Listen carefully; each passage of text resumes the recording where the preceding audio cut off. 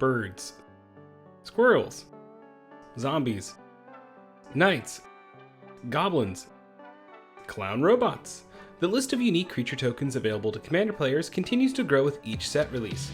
It's no wonder at some point when playing Commander, you'll get the craving to play some type of token-based deck. But this craving comes with a problem. With so many cards that make tokens, how can we ever decide on what we should spend our time building and perfecting? Like, do we want to amass an army of zombies with Gissa at our helm? Or maybe we want to have access to blue, so we start looking at Wilhelm as our leading man. Oh, but wait, with Verena, we also have access to all those sweet interaction cards in white. And even if we do finally make a choice of Commander, how will we ever decide what's going in the 99? Do we want to make tokens from instants and sorcery spells? Or are we trying to turn every land drop into our deck into token generation? Maybe you want to focus on upkeep triggers and see where that game plan takes us. If you feel overwhelmed about all these choices, don't panic. I gotta get out of here! Down, get a hold of yourself! We're here to help you out with the sea of choices. And just to be clear, this is about creature tokens based strategies, so we're not going to be talking about treasure tokens or food tokens here, or that one. That's an actual strategy? When you're starting your dive into the world that is creature tokens based decks, you'll have a lot of choices. Let's start with the choice that'll probably take the most time, choosing a commander. Now, to get real simple about this, your commander will have to do one of two things. 1. Generate tokens. 2. Grant a benefit from or for creature tokens. Some great choices will even have both, however, it's not entirely necessary. Take a look at Kadira, Caller of the Small. Whenever she does combat damage to a player, you'll create a 1/1 white rabbit token for each token you control. Sure, she's not creating a 15/15 every turn, but the ability to quickly overwhelm your opponents with just a few swings from your commander can be quite the threat. Then we have something like Teysa Karlov. Sure, they have no inherent ability to create tokens. However, she does grant them 2 keywords, with Vigilance letting you swing but leave your tokens back as blockers, and Lifelink letting you pad out that life total. And then have a look at Urza, Chief Artificer. Not only is he going to grant our artifact creatures menace, but he's also going to be creating one each turn. Now, when people think of a creature tokens deck, they tend to think of someone playing out a Lathro and quickly flooding the board with 500 custom elf tokens they got from Etsy from their favorite anime. But sometimes a token deck is looking to just make one massive threat token to dominate the game with. Heck, some even try to take that one massive token and populate it a whole bunch of times, so instead of dealing with one 8/8, you'll be dealing with several. Speaking of token generation, how your commander generates tokens for you will also influence what cards and playstyles it will have. Looking to play a few too many wheel effects because drawing cards is fun? Well, Lotuscon helps you convert those card draw into a horde of flying creatures to help close out the game.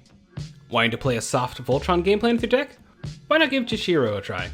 As not only will he become a threat powering up, but you'll also be making an Ario 2/2s with Menace as well. How about wanting to quickly drain your opponents to death using Blood Artist type effects? Well, Alana the Dusk Rose with a few sack effects and reanimated pieces, you can quickly get your opponents down to 0. Heck, maybe you even want to make a horrible financial decision and your partner still hasn't let you share the same bed. But hey, you get to make a whole lot of creature tokens based off the number of lands you control, so that's neat. When looking at all these commanders, they're all on the token game plan to win. However, each one is doing it slightly differently with their tokens and how they generate them. Curate the cards to the commander for a more effective game plan and you'll be quickly filling the board with problems. Hey, can you have a seat right here? So, I saw your deck, and let me first off say, Zek has a personal soft spot in my heart, but there's a problem. You have no way to close out the game. Like, hey, yeah, I know ending the game seems like a bad idea, but hear me out. Games need to end. Think about adding a Crater Hoof or another overrun effect, so if you have an established board state, you can end the game if you draw it. Heck, we even got a Hoof in white now, so you can't use the excuse you're not playing green. Porphos lets us shock each opponent for each token that hits the field, and trust me, this will end the game if not dealt with. And honestly, it's really hard for a table to deal with an indestructible enchantment most games. Heck, you even can go from 3-hour games to 1 if you just add more ways to close out the game. What is worse than being mana flooded? You're right, nothing, but what's the second worst thing? The second worst thing is having a massive board state established, only needing one more turn to win, and watching it be wiped away from the battlefield. You're going to want a few ways to keep your board alive as you get ready to close out the game. Every color has a way to prevent, protect, or recover from these effects. The only thing that really stops us dead in our tracks would be a massive bounce effect, as when tokens go back to their hand, they cease to exist. If you have a feeling a mass bounce effect is heading your way, try to force that player's hand and make them play it earlier than they want to, giving us more time to rebuild and send a message about how playing that card in every deck is not very nice. But if you're in blue, you should consider running it as well. Don't look at me like that, okay? Now, let's talk about value. When creating your tokens, you should also be gaining a benefit from them.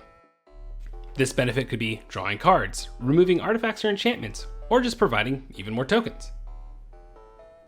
The whole point is your token generation shouldn't just be token generation, it should be token generation plus a thing. A token-based deck is always fun to have in your arsenal as it can be built for multiple power levels and usually has a fun playstyle suited to how you enjoy the game.